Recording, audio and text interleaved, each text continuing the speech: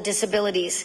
And whereas a group of dedicated volunteers and 2 therapists have helped these special children focus on developing motor skills, social skills, and becoming team players all through the use of sports, therefore be it resolved that the Nova Scotia Legislature congratulates the Active Start program for its continued dedication with these special children. Mr. Speaker, I request waiver of notice and passage without debate. There has been a request for waiver. Is it agreed? It is agreed. Would all those in favour of the motion please say aye. Aye. Contrary-minded, nay. Motion is carried.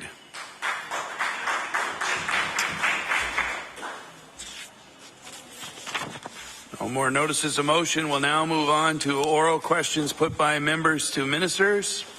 The time is now 8:40, and we'll conclude at 10:10 p.m. The Honourable House Leader for the Official Opposition. Thank you very much, Mr. Speaker. The Minister of Health has broken a key commitment to rural Nova Scotia and Cape Breton. In February, when asked about his plan to merge district health authorities, the Minister of Health told Nova Scotians this will not be a Halifax-based board. I'll table the document that says that. But just last month, media reported the new operational board will be in the Halifax area. I'll table that as well. So how can rural Nova Scotians and Cape Bretoners trust the Minister of Health to ensure that their needs are met when he has already broken such an important promise? The Honourable Minister of Health.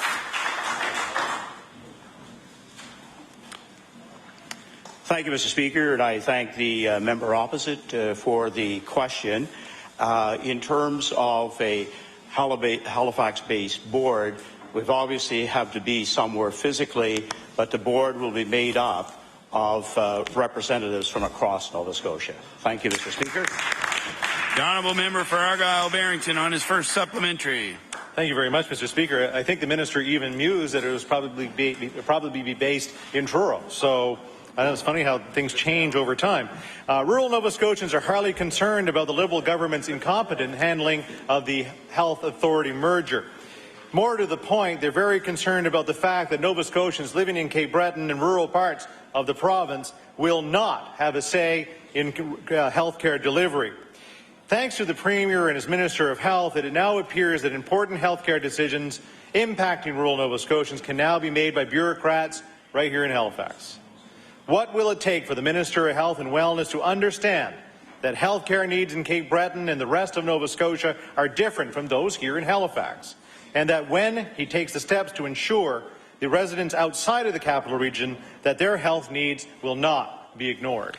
The Honourable Minister of Health. Thank you, Mr. Speaker. And what the member opposite and all Nova Scotians need to know and realize is that while you may physically have an office, this board is going to be meeting throughout the province. It's going to be a highly integrated structure, as we will see in just a couple of weeks' time. And what we have done in this bill, if the former Minister of Health had looked real closely, he would see that community health boards will have the most prominent place of any community health boards in Canada. Thank you, Mr. Speaker. The Honourable Member for Argyle-Barrington on his final supplementary. All I saw in that bill, Mr. Speaker, is lack of detail, with no information telling Nova Scotians where the decisions are going to be made. Matter of fact, when we asked the questions of what the org chart was going to look like, it was going to be, well, that's to come sometimes later on. So how can we stand in this House and consider a bill when we really don't know the important information of how rural health care is going to be delivered in the province of Nova Scotia? My question, when will the Minister tell the Premier to abandon the heavy-handed tactics and work with the opposition to ensure that rural Nova Scotians' views are adequately represented in the healthcare system? The Honourable Minister of Health. Thank you, Mr. Speaker. And there's one guarantee about this piece of legislation and the new merger is that all parts of the province will be represented. In fact, the nine districts will have a representative. The old 9 districts will have a representative for continuity on the governance board. We will have, again, we'll have zone-based areas that will be integrated. The community health boards will have a direct link of feedback to the provincial board. I can guarantee former minister that rural Nova Scotia will benefit from this merger. Thank you, Mr. Speaker. The Honourable Leader of the New Democratic Party. Thank you very much, Mr. Speaker. Mr. Speaker, my question for you is to the Premier. Mr. Speaker, the government is making the most significant restructuring of our health care system that we've seen in 14 years. Mr. Speaker, quite possibly not one family in Nova Scotia from Yarmouth to Cape Breton won't be affected by this restructuring, Mr. Speaker, at some point in the future. Yet this Premier and this government have provided no plan, and they're in a rush to move ahead at lightning speed with very little attention or accountability to what is implicated for our health care system. So, Mr. Speaker, my question to the Premier is this. Why is the Premier in such a rush to avoid scrutiny of his plan to reorganize our health care system? The Honourable Premier. Thank you, Mr. Speaker. Mr. Speaker, in the last election campaign, this party ran on breaking down the walls inside the healthcare system in this province, Mr. Speaker, and we are delivering on that commitment now. The Honourable Leader of the New Democratic Party on her first supplementary. Well, Mr. Speaker, if I was a suspicious person, I might think that the Premier's unprecedented attack on health care workers was a diversion to keep people's attention away from the fact that the government, in fact, has much in store for a restructured health care system, Mr. Speaker. So I'd like to ask the Premier again, why has the Premier created an unnecessary crisis in labour relations in our province to avoid the proper scrutiny of health board amalgamation that is going to occur? The Honourable Premier. Mr. Speaker, we ran on the platform, Mr. Speaker, of tearing down the walls, of amalgamating district health authorities, Mr. Speaker. And the honourable member knows, Mr. Speaker, that the former finance minister actually told her government, Mr. Speaker, they should be moving forward to streamlining the healthcare system in this province, which she ignored. The Honourable Leader of the New Democratic Party on her final supplementary. Well, thank you, Mr. Speaker. Mr. Speaker, the government has dismissed the volunteer district health authority boards from communities from Cape Breton to Yarmouth. They have replaced the management of our healthcare system with a one-person board who is accountable to no one but the Minister of Health. And there's not a community representative to be found in the restructuring that is going on around the healthcare system. Yet we see this plan race through this assembly, Mr. Speaker. So my question to the Premier is this. Why does he think it's okay to avoid community voices while they come up with a plan of what a new healthcare system will be like for Nova Scotians, Mr. Speaker? The Honourable Premier. Mr. Speaker, I'd like to remind the honourable member, Mr. Speaker, that the Minister of Health has been travelling this province, doing a fantastic job on behalf of the people of this province, talking to healthcare workers, Mr. Speaker, community leaders, people who sat on district health authorities, Mr. Speaker, and we are now moving forward with the commitment that we made to Nova Scotia to tear down the walls inside of our healthcare system.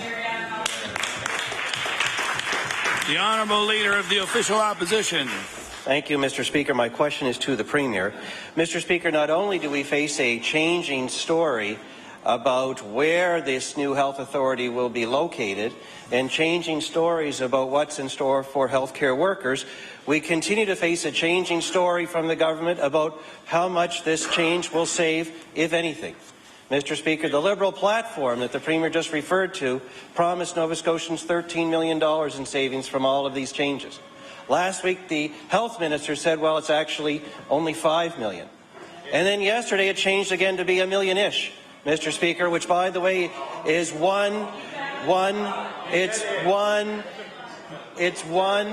by the way, it's hard to keep track of all the changes, Mr. Speaker, but that's 1/2,000th of the entire District Health Authority budget.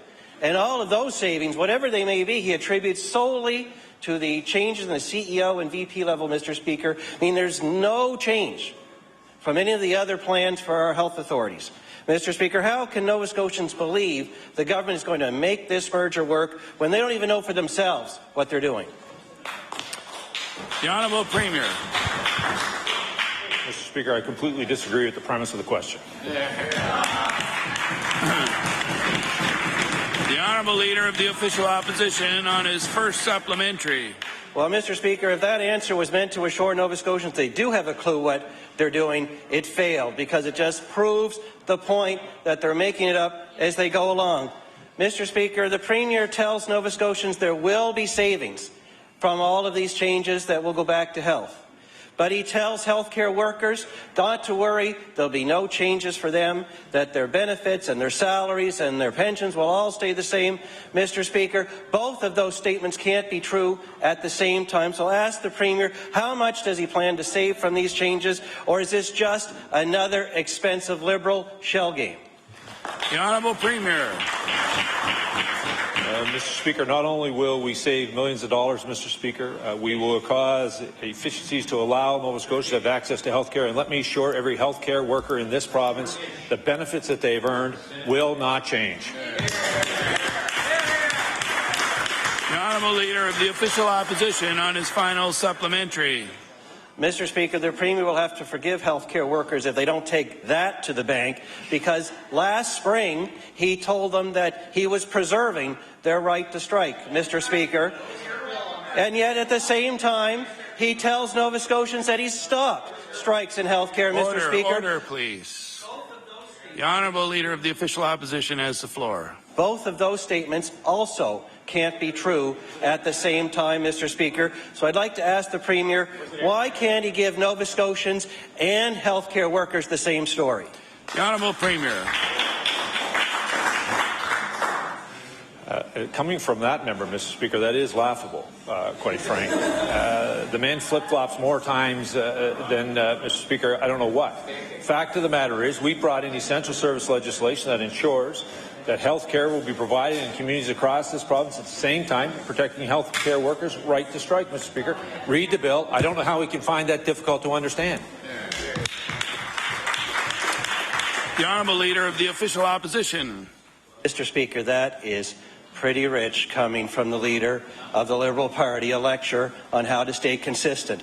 Here is a way to be consistent, Mr. Speaker. I read his letter that he put in print to the nurses of Nova Scotia before the last election. I saw the ads that he ran assuring nurses nothing would change before the last election, Mr. Speaker. Here is how you be consistent. Say the same thing after the election as you were saying before the election, Mr. Speaker. That's how you earn the respect of the people of Nova Scotia. Now, changing gears, Mr. Speaker, I do want to ask the Premier a question about fracking. Mr. Speaker, the throne speech assured Nova Scotians that the government was going to encourage onshore gas exploration by creating an onshore energy atlas. And yet the Liberals are banning the actual development of shale gas resources in our province. That's why, Mr. Speaker, Barbara Pike, the CEO of the Maritimes Energy Association, said that it does not send a good message to anyone who's looking to invest in Nova Scotia. My question, how does the government expect anyone to ever actually do research or testing in our province when they've banned the actual development of the resource? The Honourable Premier. Mr. Speaker, Shell will announce a $1 billion investment. Mr. Speaker, BP's announcing a $1 billion investment off our shore. We will see rigs go off the coast of our province drilling for oil, Mr. Speaker. All of that is being driven by an investment that was made by the McDonald government, quite frankly, that ensured that we mapped the ocean floor to understand the geology that was there, ensuring that we knew where companies could drill. Same thing is happening on shore, Mr. Speaker. That's what we're going to continue to do. If the resource is here, Mr. Speaker, we'll then have a full and open conversation about how do we treat it. The Honourable Leader of the Official Opposition. Mr. Speaker, of course, the difference is there's no ban on offshore drilling, testing, exploration, or development. There is now going to be a ban on onshore drilling. Quite frankly, Mr. Speaker, Nova Scotians deserve offshore jobs and onshore jobs, not just one instead of the other. The government has banned high-volume fracking, but they don't even know what the definition of high-volume fracking is. Well, we just had a group of experts travel the province, consult with Nova Scotians, and produce a very helpful report on how we can go slow but go on shale gas development. So I'd like to ask the Premier, will he consult with his own hydraulic fracturing review panel led by Dr. Wheeler to get their expert advice on high-volume fracking? The Honourable Premier.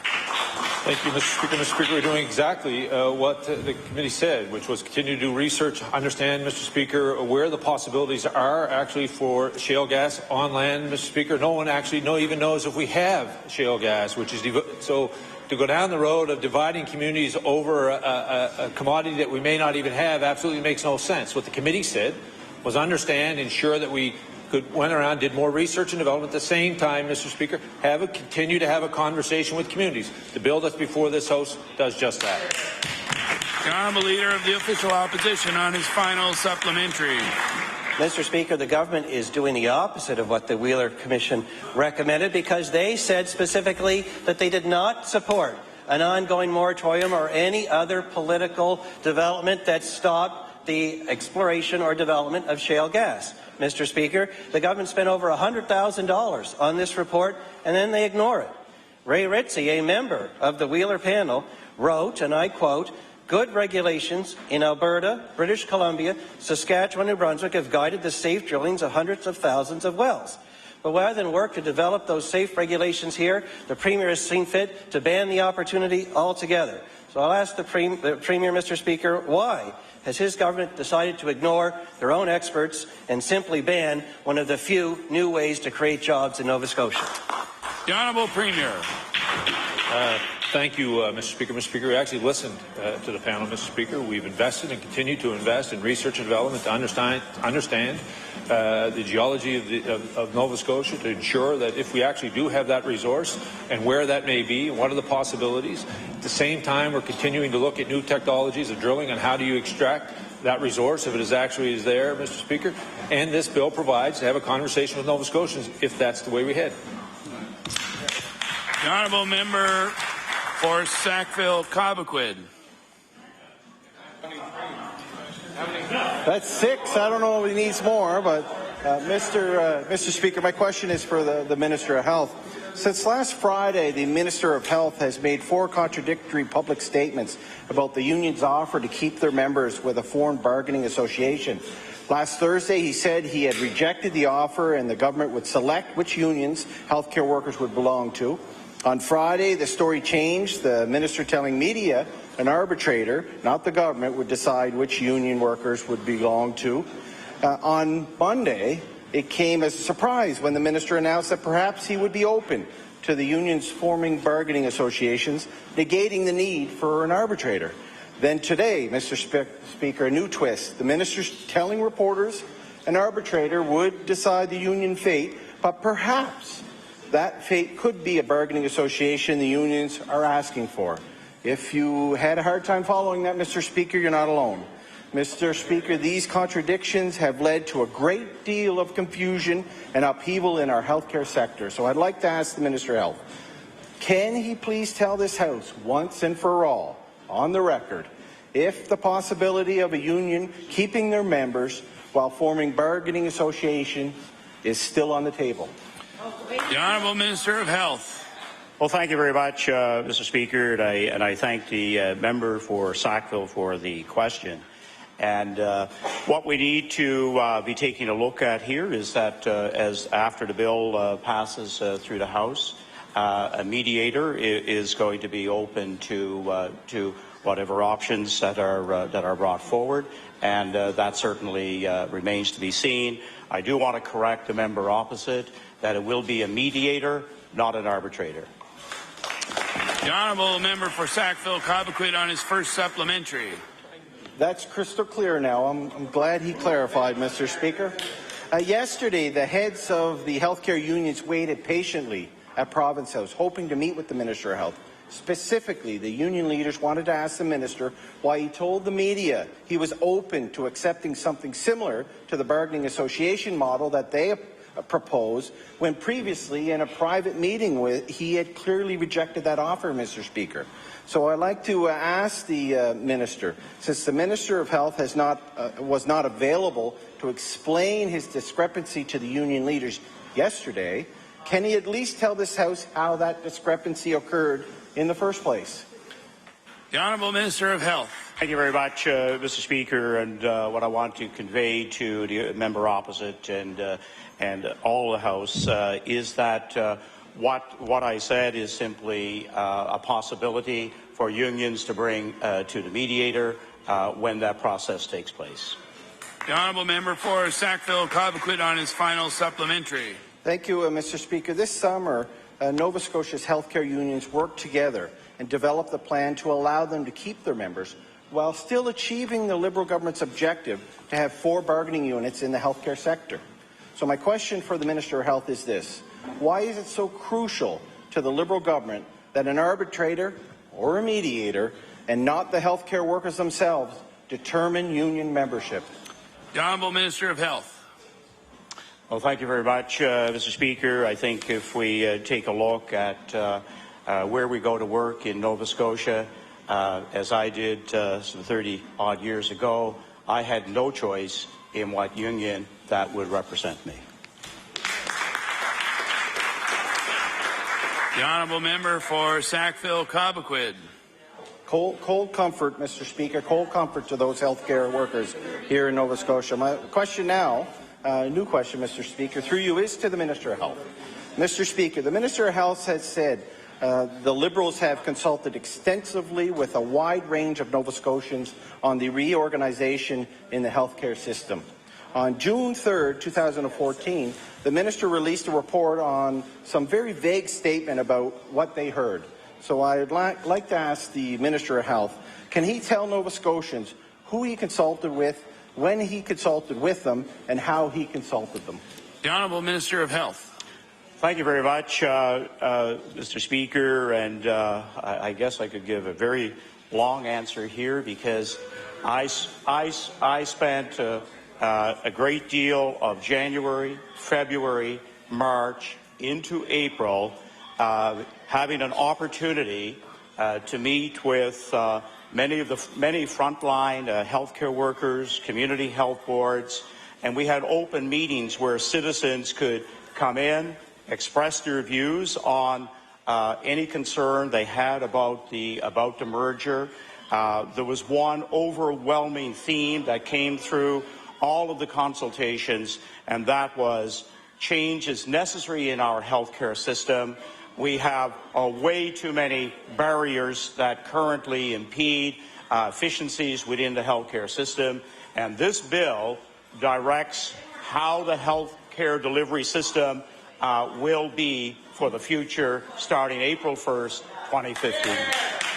The honourable member for Sackville-Cobequid on his first supplementary.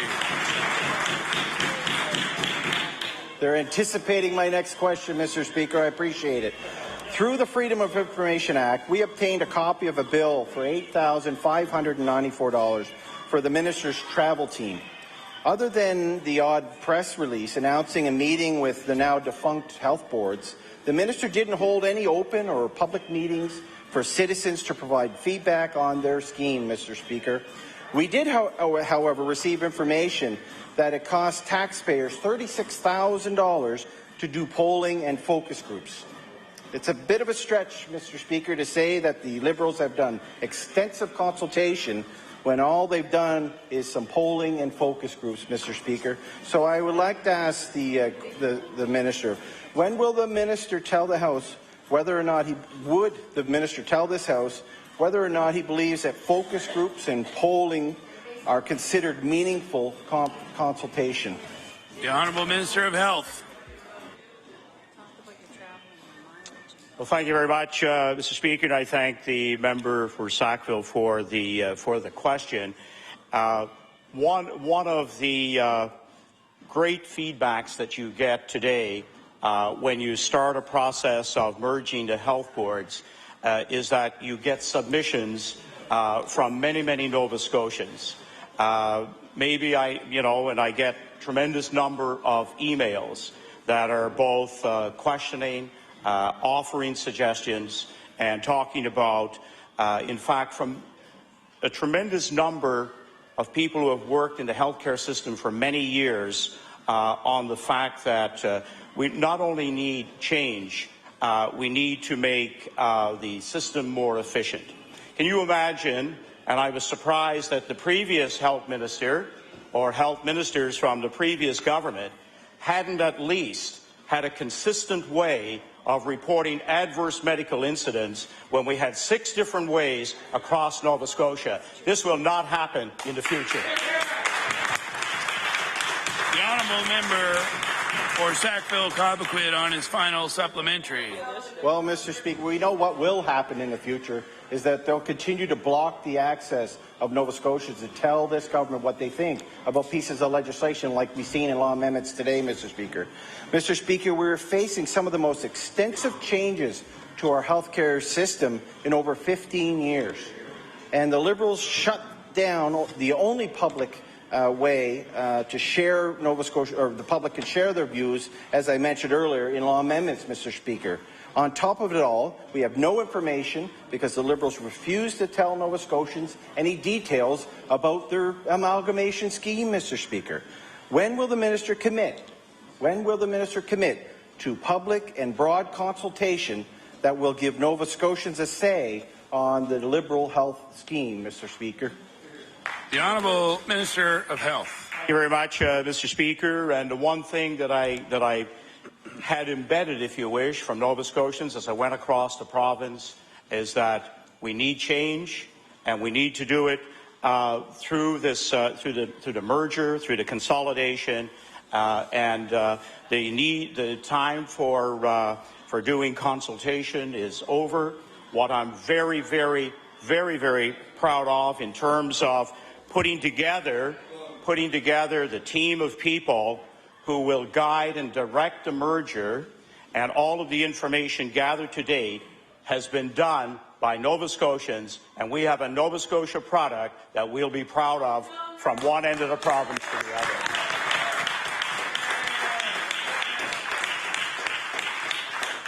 The Honourable Member for Pictou West. Thank you very much, Mr. Speaker. My question is for the Minister of Municipal Affairs. Rhonda Frank, who I introduced earlier, of East Chesapeake, ran a home-based business teaching children art classes. Her business was called Artsy Fartsy Art. But in June, government's red tape shut Rhonda's business down, despite the fact that there is another approved business on her lane. The Department of Transportation refused to approve the lane for Rhonda's business. My question is, why is Up and Over lane approved for one business but prohibits for a neighbouring business? The Honourable Minister of Service, Nova Scotia Municipal Affairs. Thank you, Mr. Speaker, and thank you for the question from my colleague. Mr. Speaker, I'm not familiar with the specific circumstances that my colleague has referred to, but I'd be more than happy to explore the circumstances she had shared and follow through within the department. The Honourable Member for Pictou West on her first supplementary. Thank you very much, Mr. Speaker. And with all due respect to the Minister, I find it a little uneasy to not believe that he doesn't know about this. It's been in the media. So I will continue on with my questions if you do want to pass them on to maybe another minister that may want to answer the questions. In the last year, 9,000 jobs disappeared in Nova Scotia. Sadly, Rhonda's was one of them. In the recent speech from the throne, the government failed to provide a job strategy. And when it comes to Rhonda's business, the strategy seems to be due to reduce jobs in the province. My question, at a time when Nova Scotians are desperate to provide for their families and moving to other provinces, why is this government smothering the business people's spirit in killing businesses in East Chesapeake? The Honourable Minister of Service, Nova Scotia Municipal Affairs. Thank you, Mr. Speaker. I'm surprised and disappointed at the same time in the comments of my colleague, in that we've worked extensively through my colleague's constituency office to provide extensive support on a number of issues in her riding, and we'll continue to do that. As I indicated earlier, I'm not privy to the specifics that my colleague has shared. I'm more than willing to continue to work with her to find solutions and understand the issues that she's referenced. The Honourable Member for Pictou West.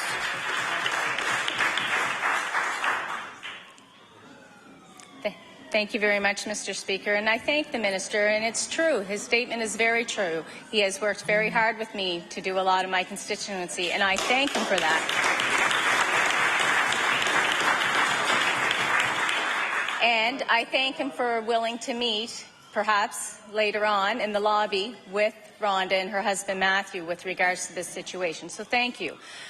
Rhonda Frank wants to offer a needed service to her community. She wants to play by the rules, and she wants her business to be treated the same way her neighbor's business has been treated.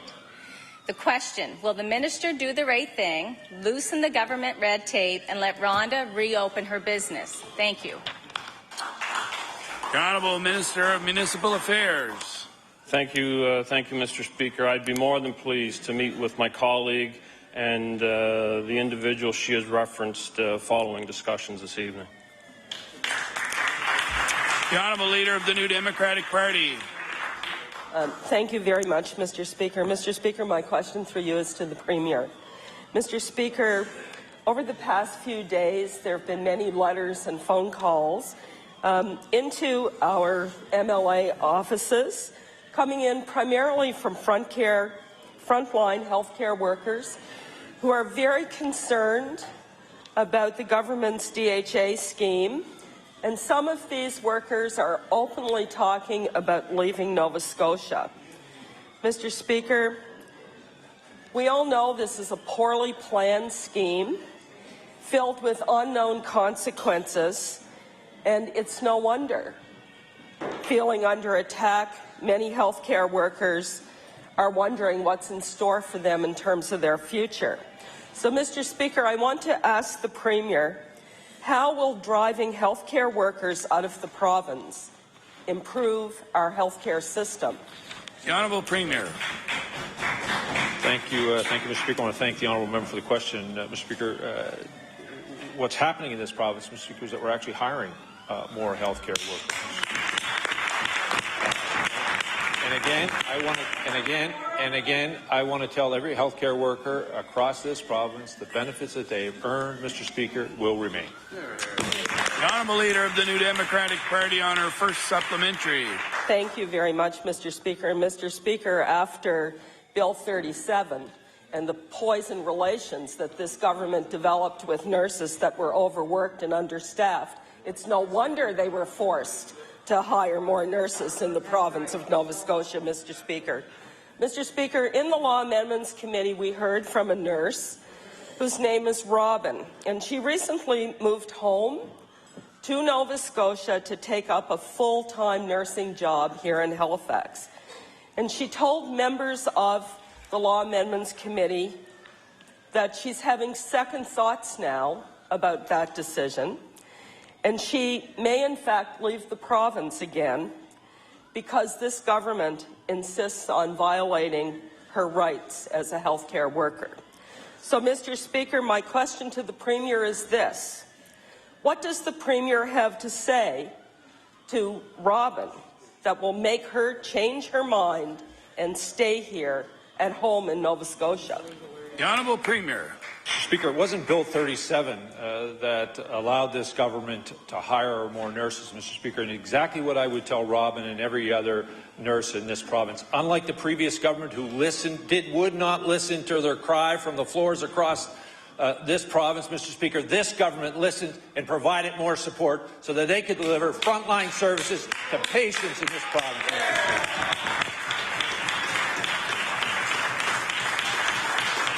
The Honourable Leader of the New Democratic Party on her final supplementary. Well, Mr. Speaker, I'm proud of the time that I served as Minister of Health and this member served as Minister of Health. And during that time, Order, please. The Honourable Leader of the New Democratic Party has the floor. Mr. Speaker, during the time of the NDP government, there never was a demonstration by nurses and healthcare workers over there in that chamber threatening to leave the province of Nova Scotia, Mr. Speaker, and he should be ashamed, ashamed. Mr. Speaker, my final question to the Premier is this. Robin is here in the gallery, Mr. Speaker, and I know she'd be very open to talk to the Premier. And so my question is this. Will the Premier meet with her after question period tonight to discuss why she might have to leave Nova Scotia and find work as a nurse somewhere else? The Honourable Premier. Mr. Speaker, I want to congratulate and welcome Robin to Nova Scotia, congratulate her on her employment, Mr. Speaker. And the reason, Mr. Speaker, there was no demonstrations under the last administration, Mr. Speaker, because when the Cabinet made a decision, they just went to the 7th floor and it got changed. The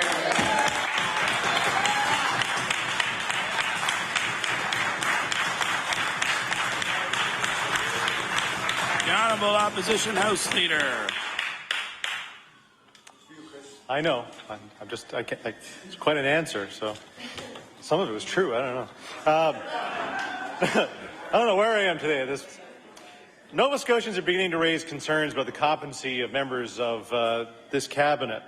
The Minister of Community Services, Culture and Heritage has been stripped of responsibility regarding the Blue Nose 2. The Minister of Labour has revealed she wasn't even briefed on one of the most important pieces of labour legislation that this province has seen in years. And yesterday and today, the Minister of Health went missing for hours on end. So my question to the Premier, does the Premier share in concerns being expressed about the competency of his cabinet? And if not, why won't he just let them do their jobs? The Honourable Premier. Thank you, Mr. Speaker. I'm absolutely thrilled when I travel this province, Mr. Speaker. Nova Scotians congratulate me on the great quality, Mr. Speaker, of the cabinet that we have appointed, Mr. Speaker. Unlike former ministers who would sit in this House, Mr. Speaker, our ministers are actually in their offices working on behalf of Nova Scotia. The Honourable Opposition House Leader on his first supplementary.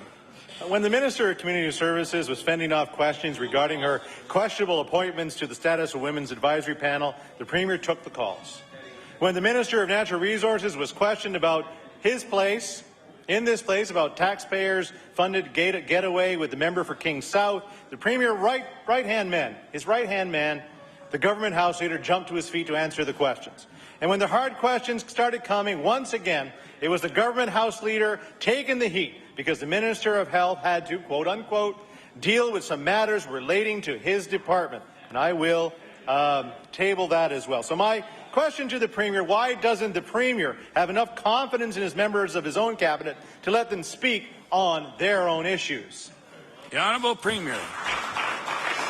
Mr. Speaker, I'm absolutely thrilled at the quality of the men and women who are in this cabinet. They're a great reflection of Nova Scotians, and I'm very proud of the work that they're doing on behalf of all of Nova Scotia. The Honourable Opposition House Leader on his final supplementary. If Nova Scotians can't hear from their ministers, they should be at least informed of what kind of work that they're working on.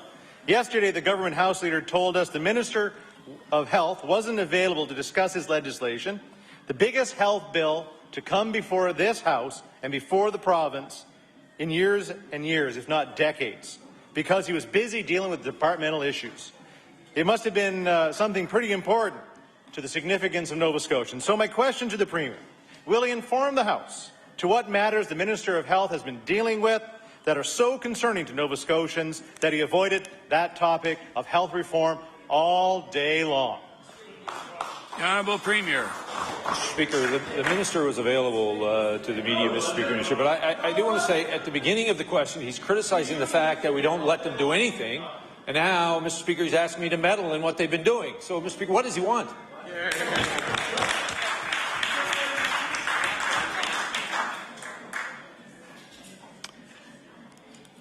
The Honourable House Leader for the New Democratic Party.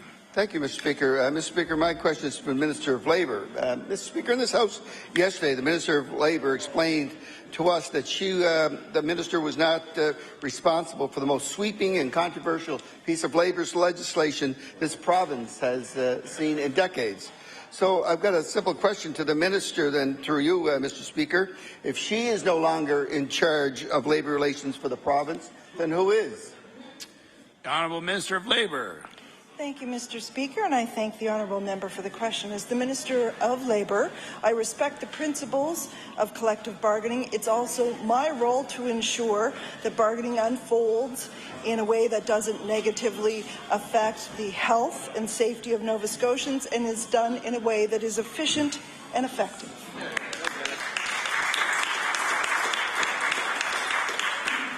The Honourable House Leader for the New Democratic Party on his first supplementary. Thank you, Mr. Speaker. I'd like to thank the Minister for the non-answer.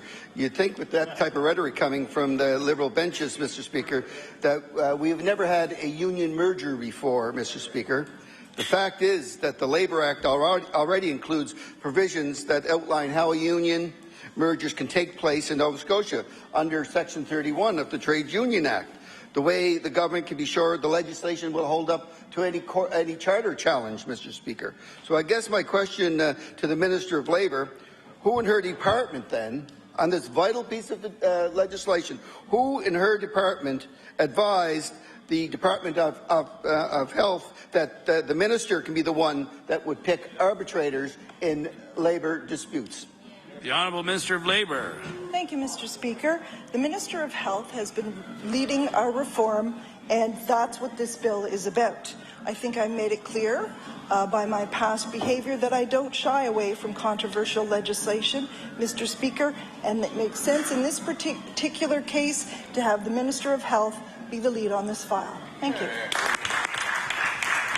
The Honourable House Leader for the New Democratic Party on his final supplementary. Thank you, Mr. Speaker. Well, you know, whether she thinks or doesn't think that she shies away, the reality is that this is an unprecedented piece of legislation where you would provide for the appointment of mediators and arbitrators out of the Department of Health, and not where it usually sits with the Department of Labour through Section 31, where the board would choose such things. But apparently that this minister is quite happy to abdicate her role as minister to the Minister of Health. So my question, Minister of Health wasn't able to talk to the union leaders yesterday.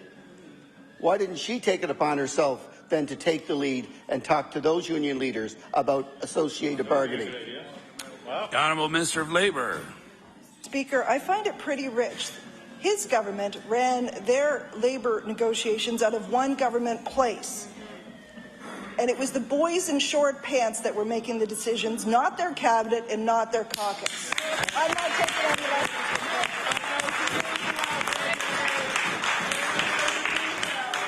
The Honourable Member for Pictou East. Thank you, Mr. Speaker. My question today is for the Minister of Community Services. The Liberal government recently cancelled the third phase of the Riverview Adult Residential Centre reservation project after 2 phases were complete. The contractor has a signed contract. The workers are on the grounds. Many of the materials were on site, ready to begin construction of Phase 3. Despite that, the Minister of Community Services scrapped the project. So my question to the Minister is, how much has it cost taxpayers for the government to pull the plug on Phase 3 of the Riverview project at this late stage? The Honourable Minister of Community Services. Thank the honourable member for that question. The Phase 3, and in fact the first 2 phases, were implemented back in 2008 when the project started.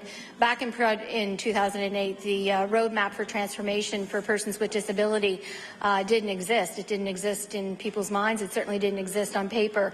So when the previous government through my predecessor, sat down with community and worked on that amazing piece of document, which will eventually become into legislation. we had to start looking at the different construction phases that were happening through the large institutionalized care facilities in Nova Scotia. It does not make sense to build more institutionalized care when we're moving to a model that actually puts people into the community so that they have choice directed, they have the ability in line with the self-directed care that they would want, which is very much in line with the United Nations Persons with Disabilities Act. So cancelling it really did stop 32 beds. The actual construction of that phase 3 will still finish, but I have said repeatedly under this minister there will not be one more institutionalized bed built in the province of Nova Scotia due to that roadmap, which we have adhered to every step of the way. Honourable Member for Pictou East on his first supplementary. I thank the minister for her response. I won't say answer, but I think what we're hearing is that the new government has a new plan. And the sad part of that, Mr. Speaker, is when you have a project that's over half done, you finish it. You finish what you started.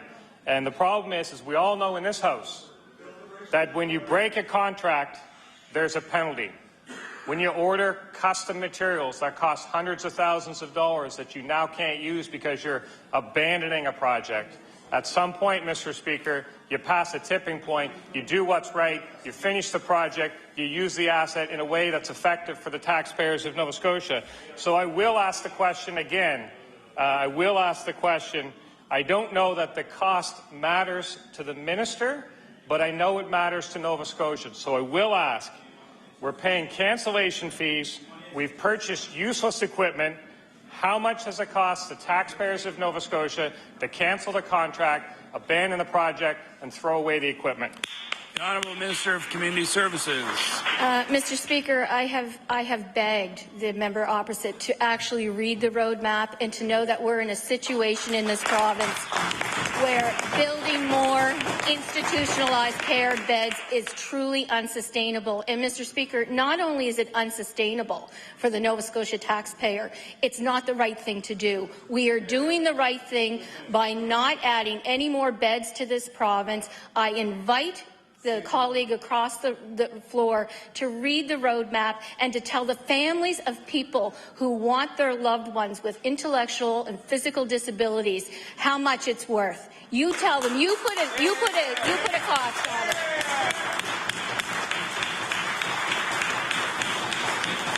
The Honourable Member for Pictou East on his final supplementary. Mr. Speaker, thank you very much. The issue at hand is you have a project that's over half finished, you finish it, then you have an asset for the province of Nova Scotia. By walking away from this, you're walking away from money, you have no asset. If you finish the asset, you can change the use case all you want, and I'll support you in that. But to not finish the asset and to walk away is a waste of taxpayers' money, and every member in this House can sit here right now and think of 2 or 3 constituents that's been told, no, we don't have the money from this department. This is millions of dollars wasted. I can think of Roots for Youth and Summer Street. So it may not matter to the minister. The roadmap has no money to implement it. But, Mr. Speaker, this minister has decided to pay over $1 million to walk away from this. I think that's a shame for the people of Nova Scotia. It's the wrong thing to do. I wish she'd reconsider. The Honourable Minister of Community Services. I absolutely won't reconsider to build a wing of an institutionalized care facility in Nova Scotia that's going to remain empty. You may want to govern that way, but we're not going to.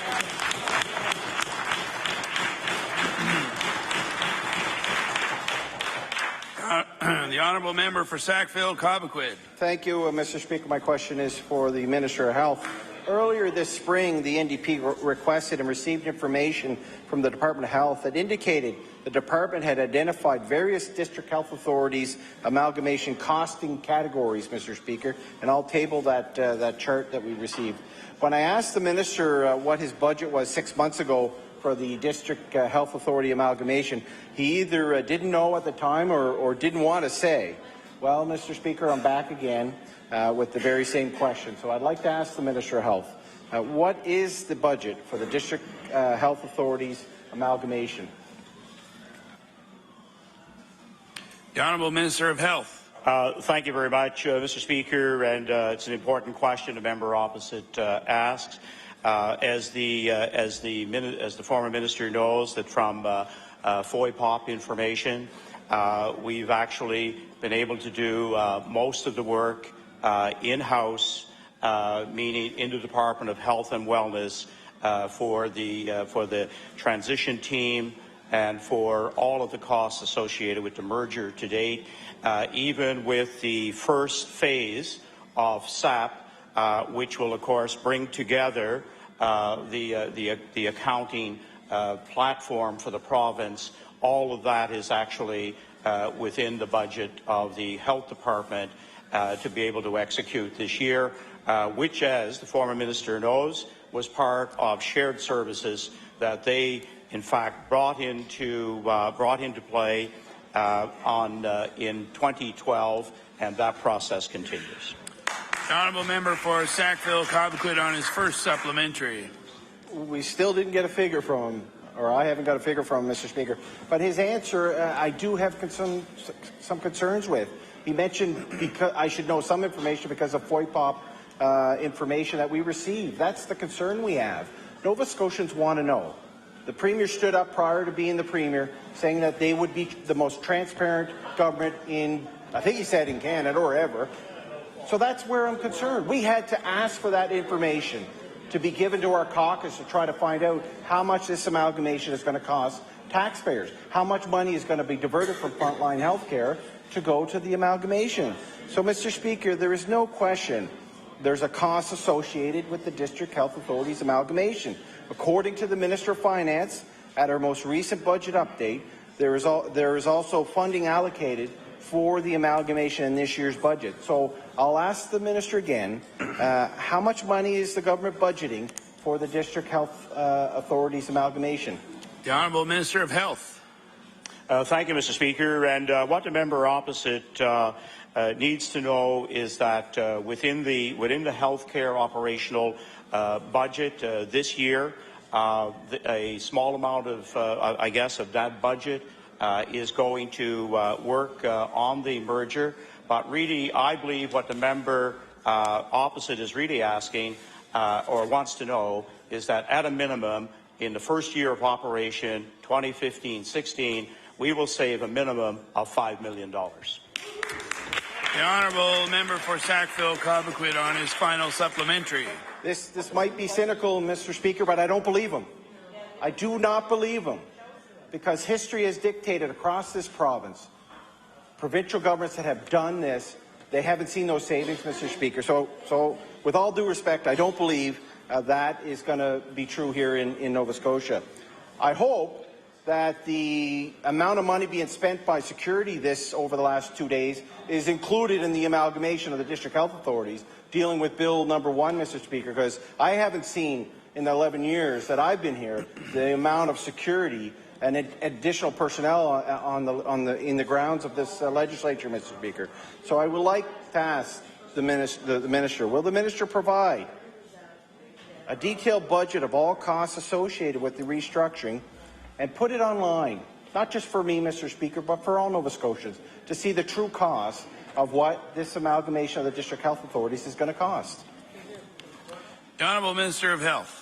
Thank you very much, Mr. Speaker. And that's a very fair question, and I respect the former Minister of Health. And at the end of the fiscal year, we will be able to identify how much was spent in 2014-15 fiscal year, and we will indeed put that online. The Honourable Member for Pictou West. Thank you very much, Mr. Speaker. My question through you is for the Minister of Agriculture. Gordon Fraser has been processing turkeys successfully for 36 years without an issue. So people across Pictou County and beyond were shocked when Gordon's operation was abruptly shut down in early September.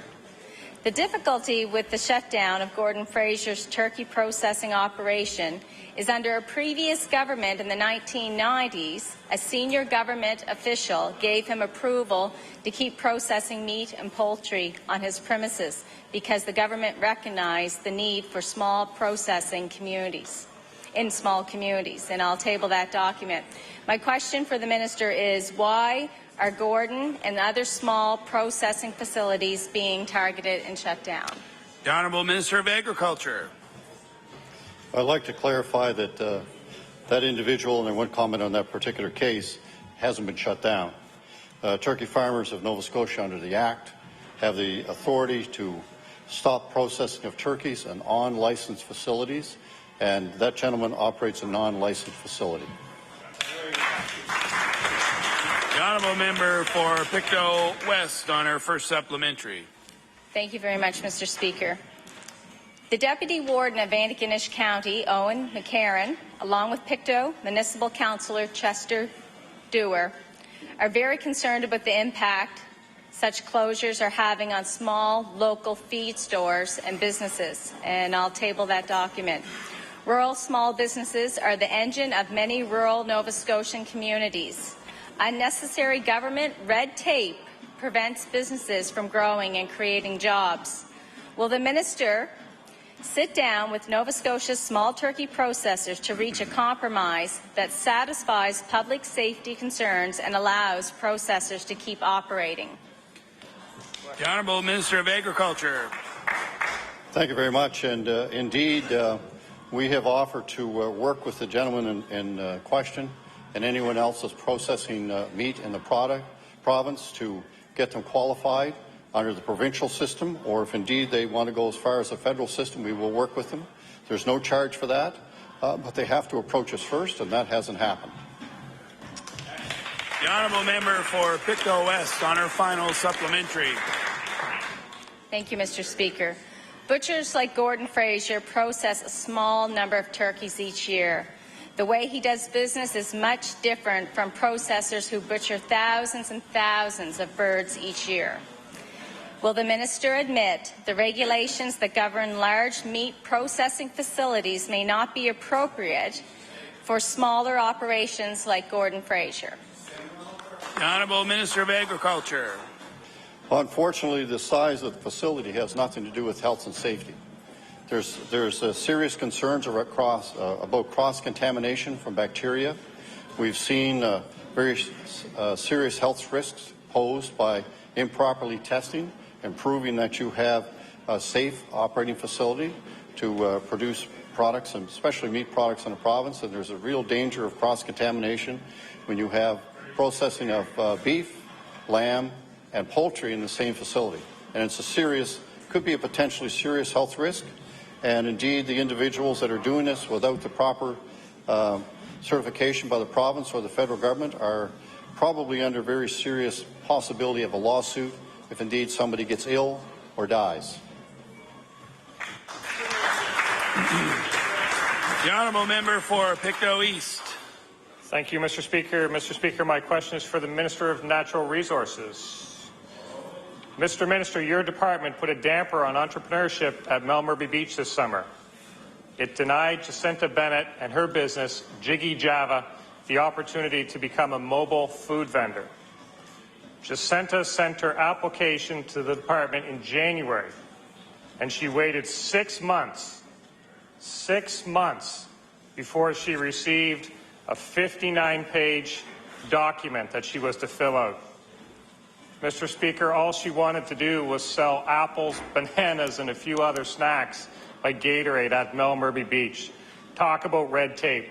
My question for the Minister is, why the 6-month delay, and why a 59-page document to consider opening Jiggy Java?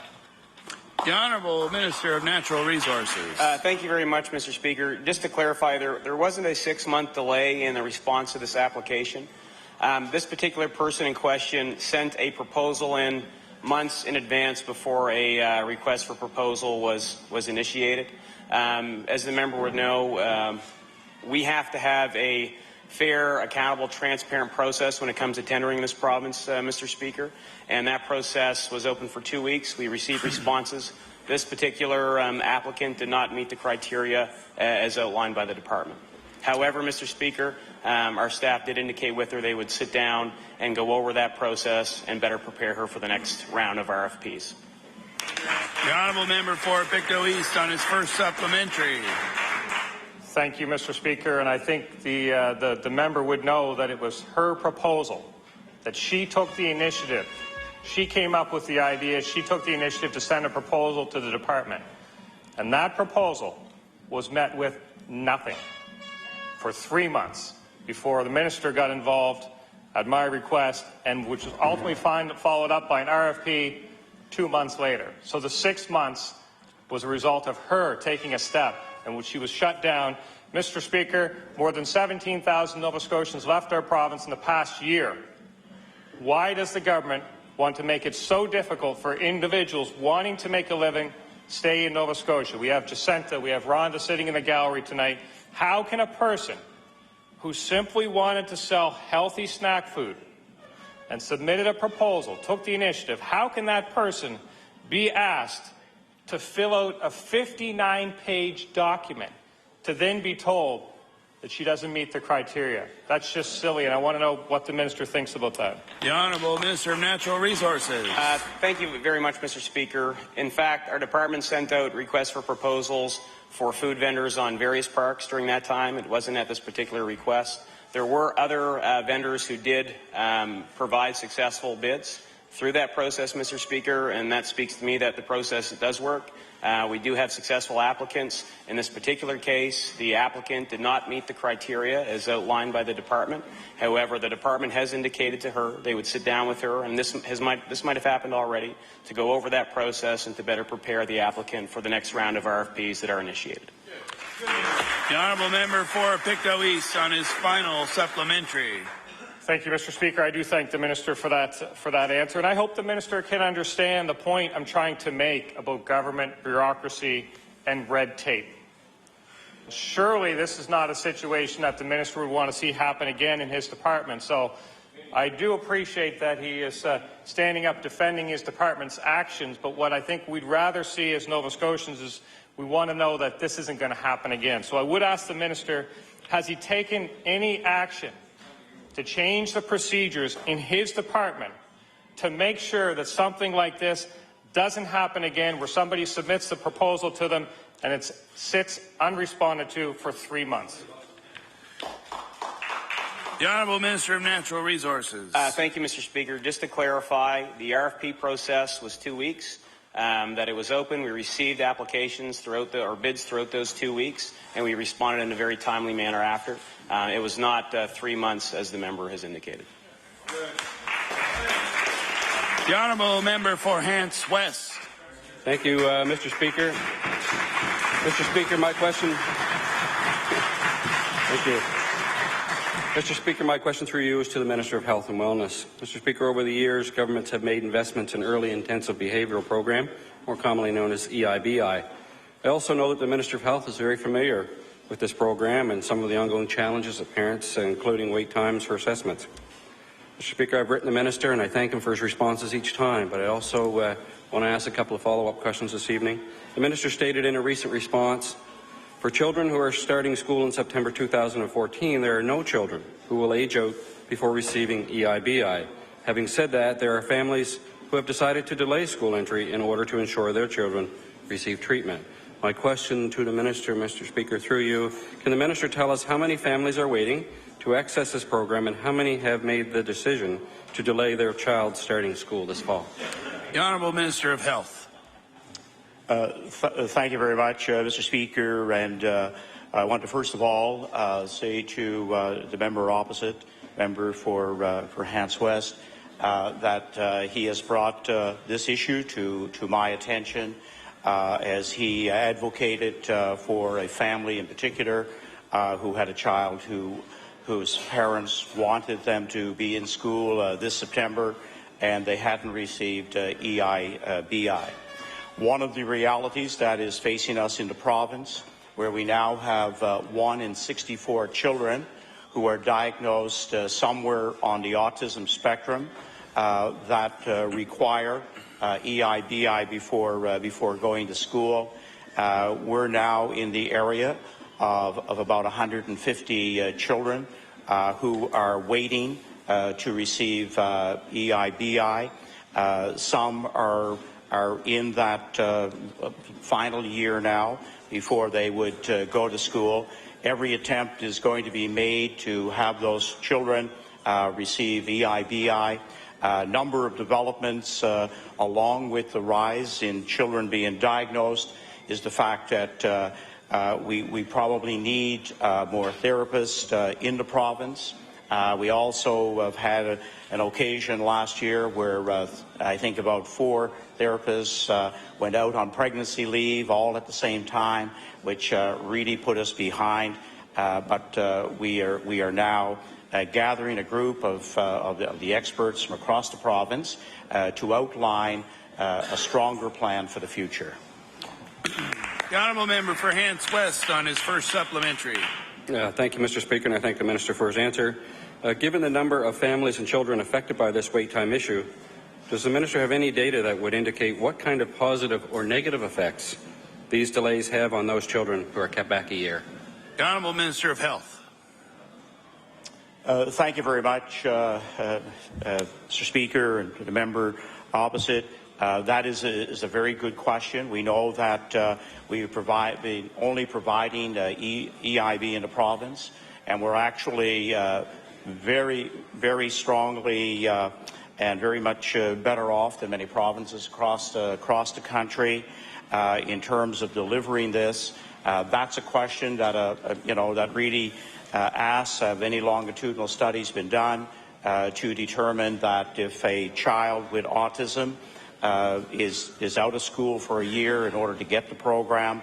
That's a great question. We now have we're going to have a small, at least, group to take a look at to see, in fact, if it is deleterious to the advance of the child in school, and we'll be gathering information around that.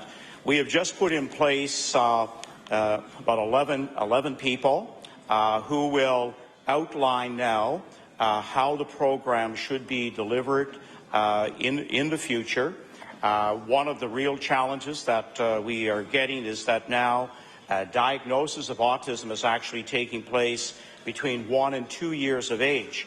Again, another great advance because early work with a therapist, also training parents who can pick up the program, I believe is again some of the work now that we need to incorporate in our future planning. The honourable member for Hants West on his final supplementary.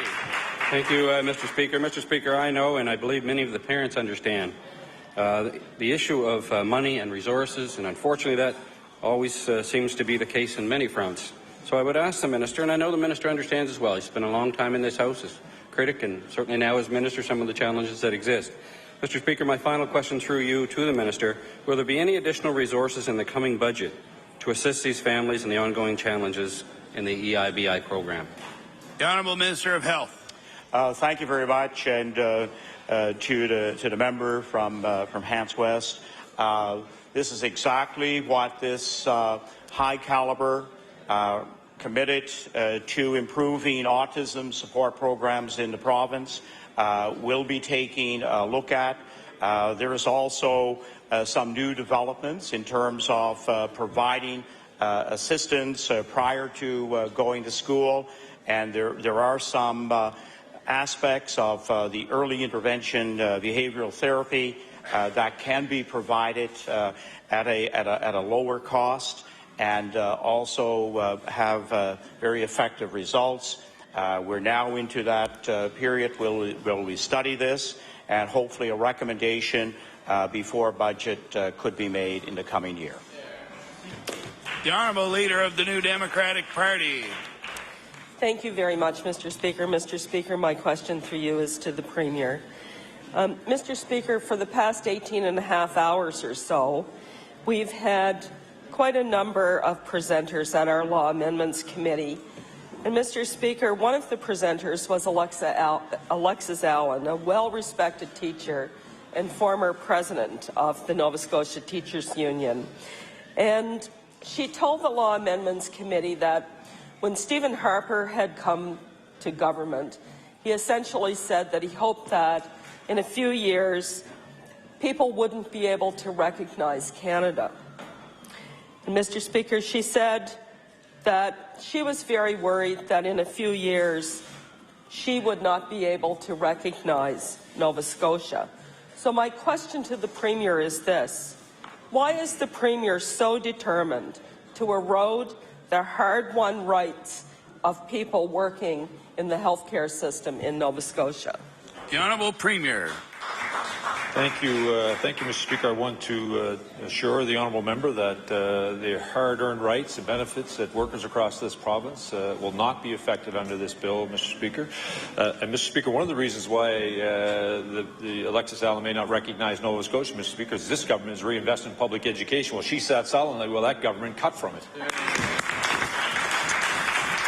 The Honourable Leader of the New Democratic Party on her first supplementary. Well, Mr. Speaker, one of the last presenters at Law Amendments was a staff worker for one of the healthcare unions, a person who's been representing laundry workers, cafeteria and maintenance workers. These, as we know, are the lowest paid workers in our healthcare system, and the system can't run effectively without the work they do, Mr. Speaker. These workers are very concerned that this Liberal government is coming after them next with the privatization of the work they do.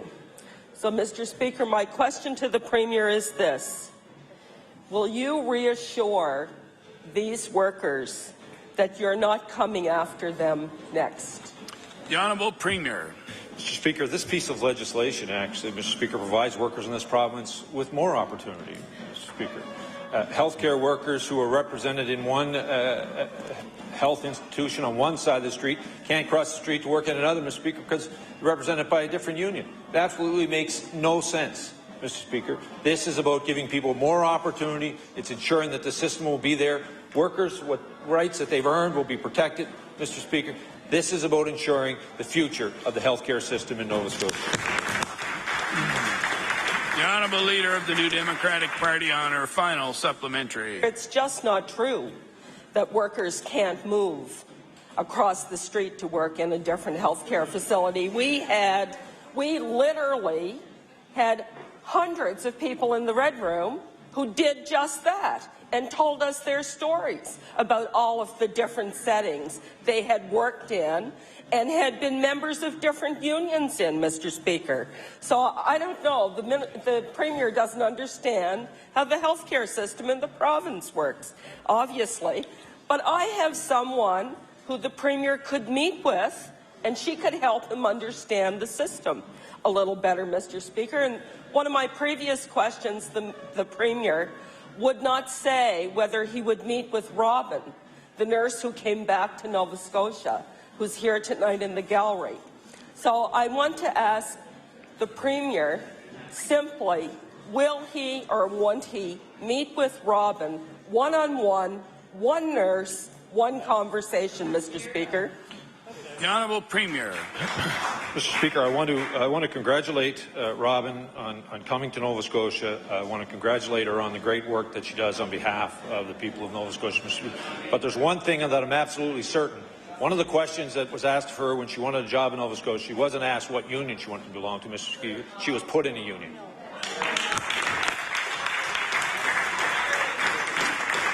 The Honourable Member for Pictou Centre. Thank you, Mr. Speaker. Mr. Speaker, my question is for the Minister of Labour and Advanced Education. Mr. Speaker, the Ivany report highlighted the need to combat youth unemployment by working to ensure that by 2024, Nova Scotia's youth unemployment rate will be at or better than the national rate. Nationally, the youth unemployment has dropped in the last year. However, in Nova Scotia, it has increased to 18.6%. That represents 13,600 young Nova Scotians, and I'll table that, Mr. Speaker. In the last year, the national unemployment rate among youth has declined, while in Nova Scotia it has increased. This does not send a good message to our young people about a future in Nova Scotia. My question to the Minister, why is the government sitting on its hands while more and more youth in this province are struggling to find work? The Honourable Minister of Labour and Advanced Education. Thank you, Mr. Speaker. I would actually disagree with the premise of the honourable member's question. In fact, we're doing a number of things to help young people. For example, this past summer, the ERDT added 250 summer jobs in rural areas to help Nova Scotian students pay for their studies. We've doubled the money that's gone into the START program and the apprenticeship stream. The Minister of ERDT is about to announce the Graduate to Opportunities program. We have an expansion of co-op opportunities, Mr. Speaker. We are enhancing the apprenticeship program. It's now being led, Mr. Speaker, by industry. And so they've become full partners in this particular process so that we'll have more apprentices hired. Mr. Speaker, what we know is that only 25% of businesses were actually participating in the apprenticeship program, Mr. Speaker. And the reason they weren't getting involved, Mr. Speaker, is because they didn't feel they have a voice. We've given them that. And I'll be happy to give the member more examples in my next answer because I don't want to speak for too long. Thank you. The Honourable Member for Pictou Centre on his first supplementary. Thank you, Mr. Speaker. The youth unemployment rate in New Brunswick sits well below that of Nova Scotia. While New Brunswick has managed to improve their youth unemployment, Nova Scotia has continued to decline under the watch of this government. At 18.6%, Nova Scotia's youth unemployment rate is not only the highest in Atlantic Canada, it is the highest in the country. My question through you to the Minister, will the government admit that its inability to produce a plan to attract business and youth has resulted in more and more young Nova Scotians leaving our province to find work? The Honourable Minister of Labour and Advanced Education. Thank you, Mr. Speaker, and if you don't mind, I'll just continue my list. I would like to commend the Minister responsible for the PSE. He has actually moved to remove the 3-year experience requirement that previously existed for young people coming into the Public Service Commission. You know, it's a simple thing, but it actually means a lot. And I would also like to point out that we have instituted a graduate scholarship program, and that puts between $10,000 and $15,000 into the hands of bright young Nova Scotians who are staying here to study and do research in important areas that are going to make a difference and actually spin off into companies here in Nova Scotia. And then I'll continue with my next answer. The Honourable Member for Pictou Centre on his final supplementary. Mr. Speaker, thousands have moved away for work and may not be able to return anytime soon. When a panel of experts advised that developing a new shale gas industry could create up to 1,400 direct jobs, along with spin-off employment, this government said no after just 3 days. And I'll table that, Mr. Speaker. As our young people slowly give up on dreams of living and working here at home, the government states Nova Scotia is closed for business. My question through you, Mr. Speaker, will the government commit to reversing job-killing policies like high taxes, stifling debt, and a lack of business incentives to finally reverse this trend? The Honourable Minister of Labour and Advanced Education. Thank you, Mr. Speaker, and I'd just like to speak a bit right now about our sandbox project. We have 4 sandbox projects underway right now. They're done by the universities in conjunction, in some cases, with NSCC. It's a collaborative effort among the universities. They're working with entrepreneurs and other smart people to get them together so that you have bright young people who have ideas, be they in IT or in other priority areas like the oil and gas industry, to work with entrepreneurs who have experience to come up with jobs for our young people for the future, Mr. Speaker. I realize that we're all impatient. We'd like to have the jobs here overnight, but we're on our way. Thank you.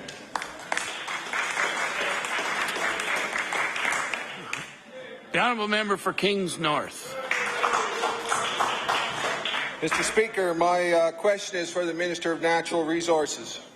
Mr. Speaker, on his recent expensive trip to pardon me, Mr. Speaker, that was yesterday's question. Mr. Speaker, the mining industry in Nova Scotia operates under oppressive mineral exploration fees. John Whiteman, the Executive Director of Nova Scotia Prospectors Association, in an April 11th news release said the harm being caused to the industry by the fee increase is completely disproportional to the small amount of revenue being generated to the government. And I will table that. The Global Mining Survey of Mining Executives released in March clearly showed Nova Scotia to be one of the least attractive jurisdictions in this country, and the executives blamed provincial government policies for that reason. I'll also table that information, Mr. Speaker. My question to the Minister is this: what are the government's intentions to improve mining in Nova Scotia and to improve the outlook for global mining executives? The Honourable Minister of Natural Resources.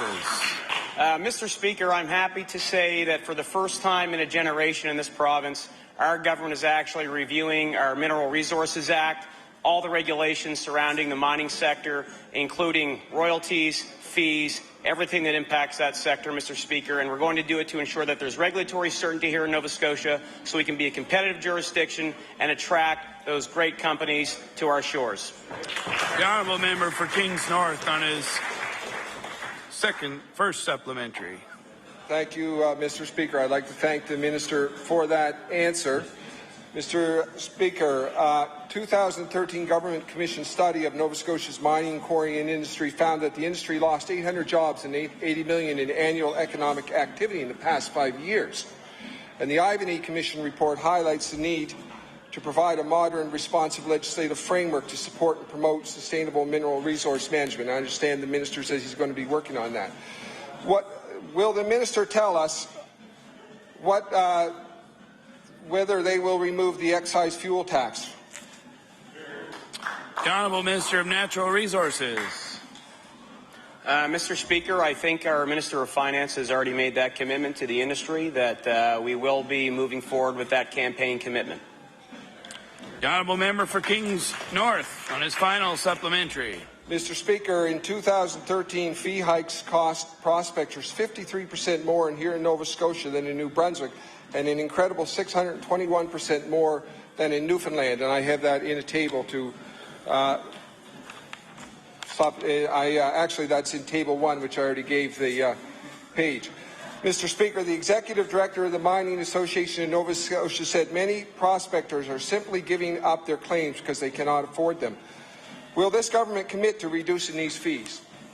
The Honourable Minister of Natural Resources. Thank you, Mr. Speaker. What we have done is actually modernize the fee-staking claims process.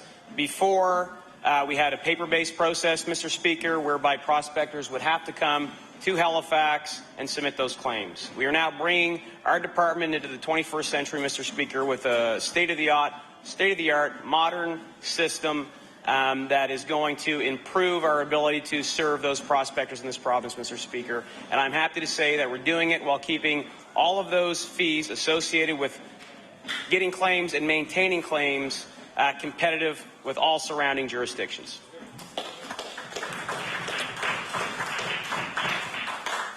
Going into the home stretch, the honourable member for Pictou West. Thank goodness. Thank you, Mr. Speaker. My question through you is to the Minister of Economic and Rural Development. This government is approaching their one-year mark, 1 year after they promised to put Nova Scotians first. Unfortunately, thousands of Nova Scotians are left wondering when they can expect delivery on this promise. Latest Statistics Canada figures indicate that Nova Scotia has 9,000 fewer jobs within this past year, and I will table that document. My question is, why do Nova Scotians continue to see job losses rather than job growth?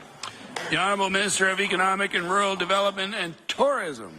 Mr. Speaker, we are elected on a platform to take the decision-making around investments on behalf of Nova Scotians to economic development out of the cabinet room and back into the hands of private industry at arm's length of government to make those investment decisions on our behalf. Mr. Speaker, NSBI has been making very strategic investments through its payroll rebate system, which will provide some very exciting opportunities both for Nova Scotia companies to grow as well as new companies who will be moving into our province to create jobs right here. The Honourable Member for Pictou West on her first supplementary. Thank you, Mr. Speaker. The Nova Scotia Department of Finance has indicated that only one region of Nova Scotia has grown since this Liberal government came to power, and I've tabled that document. The Ivany Commission told Nova Scotians that it is now or never to turn around our economy. The Liberal government's inability to create jobs and produce a comprehensive job strategy highlights its incompetence. While thousands and thousands of Nova Scotians lose their jobs, why has the government sat idly by and done nothing? The Honourable Minister of Economic and Rural Development and Tourism. Well, Mr. Speaker, nothing could be further from the truth, but Nova Scotians have clearly sent a message that they expect private industry to be able to lead economic growth in this province. And the days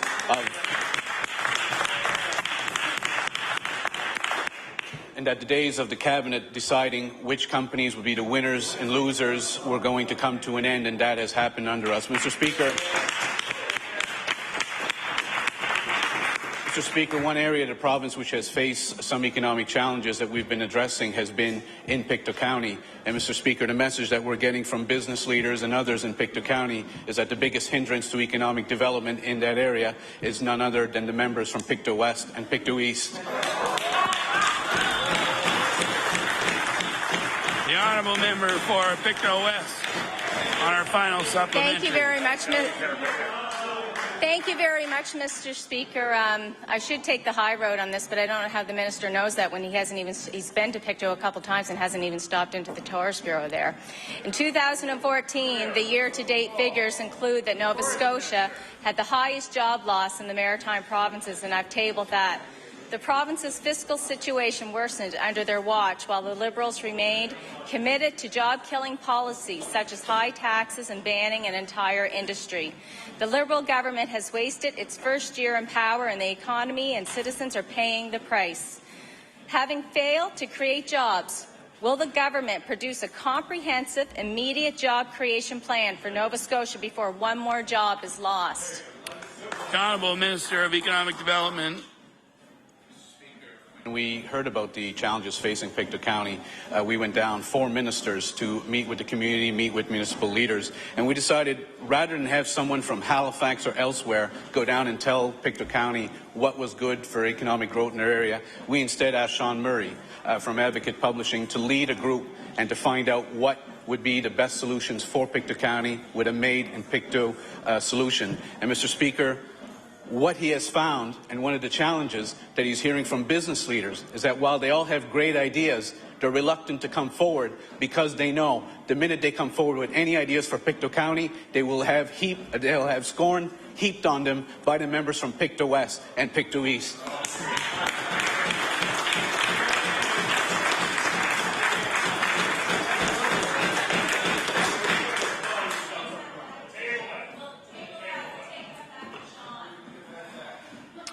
The Honourable Member for Hants West. Thank you, Mr. Speaker. Order, please. The Honourable Member for Hants West. Thank you, Mr. Speaker. I'll take the opportunity to ask the question. I appreciate the opportunity. Mr. Speaker, my question through you is to the Minister of Service, Nova Scotia, Municipal Relations. Mr. Speaker, the Minister would know that in the town of Windsor, an area that I represent, we have an Access Nova Scotia there that has been open for some time now. It's open 2 half-days a week, 4 hours Tuesdays and Thursdays. We have a considerable number of people who have come to my office over the years, and I've asked the last number of governments, I think probably including our own at the time when I came here, to assess or reassess that location for potentially expanding the hours there. And I would ask the Minister, is there any data that supports Order, that? please. The honourable member for Hants West has the floor. Thank you, Mr. Speaker. I appreciate that. I would ask the honourable minister, is there data that would be available to support, one way or the other, it staying as is, or the potential for another half day or day as it currently exists? The honourable Minister of Service, Nova Scotia. Thank you, Mr. Speaker, and I thank my colleague for the question. We are presently in the process of a facility strategy where we're assessing client use of facilities across the province. And I don't have the data specific to the Windsor Access facility with me, but I would be more than willing to provide that information to my colleague at an appropriate time that's convenient for him. The honourable member for Hants West on his first supplementary. Thank you, Mr. Speaker, and I appreciate the answer, and I've been told that the data is somewhere. It was calculated at some point back a while ago. It was gathered. I'm not sure where it is. I haven't FOI-popped, but I think I have written in the past. Probably if I had thought about it, I would have brought that information with me this evening with regards to the letters that I have written, Mr. Speaker, to indicate that this has been an ongoing issue, and many people, not just one or two, but many people over the years have came in to my office to ask about this and the potential for it being extended. We have to drive, unfortunately, either into Sackville or Halifax, Mr. Speaker, or to Colebrook. They've got a lovely new location in Colebrook. I was there. I took my daughter there back a few months ago to get her license. And we had to go to Colebrook because of the day. And, of course, when you pass the test, they want to run right down these days and get their license. So, albeit a lovely location, there were very few people there. I was quite surprised and thought, here we are again. The two or three of the people that were there were actually from my constituency. So, again, I would ask, appreciate the opportunity to have the question asked. And I know we're running out of time. And I would thank the minister if he could provide some information to myself that I could share with others. Order, and, please. look at this. Time allotted for oral questions has expired. We'll now move on to bills. Oh, the Honourable Government House Leader. Speaker, with unanimous consent to the House, could we revert back to daily routine government notices of motion?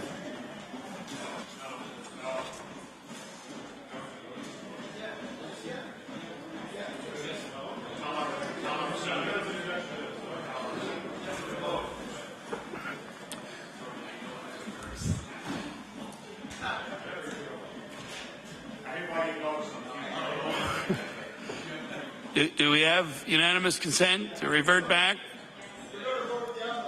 The Honourable Minister of Health. Oh, it's wonderful to have friends in this place. I hereby give notice that on a future day I shall move the adoption of the following resolution, whereas October 1st, communities